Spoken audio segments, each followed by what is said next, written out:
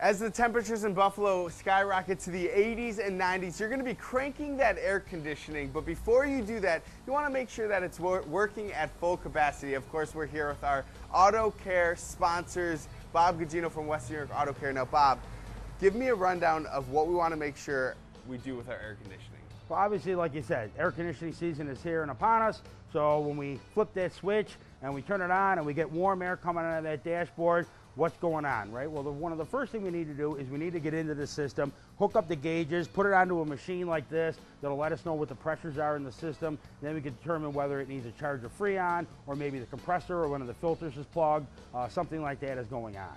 Now, you were saying that it's actually more efficient to use the air conditioning while you're driving than the windows down. Yeah, believe it or not, with the windows up and the air on, uses less fuel than with the windows down due to the drag on the car, especially with the rear window that's holding it back. The faster you go, the more the drag. Now, besides, warm air coming out of those air vents, what other signs are there that your air conditioning might not be top-notch?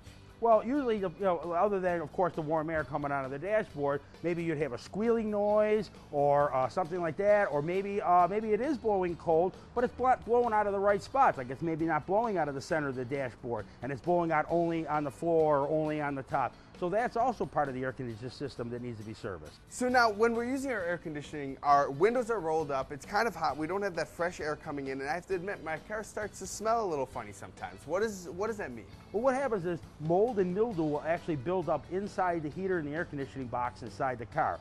So what you need to do is to be able to get that out of there. There's a couple of ways you can do it. There are sprays and some chemicals that we can put in there to wash that away, but the best thing to do to not have that happen in the first place is to replace what we call the forgotten filter, which is a cabin air filter inside most people's dashboards that filter the air that comes inside the car for the air conditioner and the heater. As you can see, it collects all kinds of leaves and debris and stuff like that, which plugs the airflow, which of course make your air conditioner not work as well, and of course you'll get that musty odor that you alluded to. Now, when I hear mildew, I always think of bacteria. Is this going to prevent bacteria coming into my car? Oh, absolutely. So what it'll do is most of the cabin air filters are sprayed with a chemical that'll help stop that before it enters into the heater and the air conditioning box inside the car.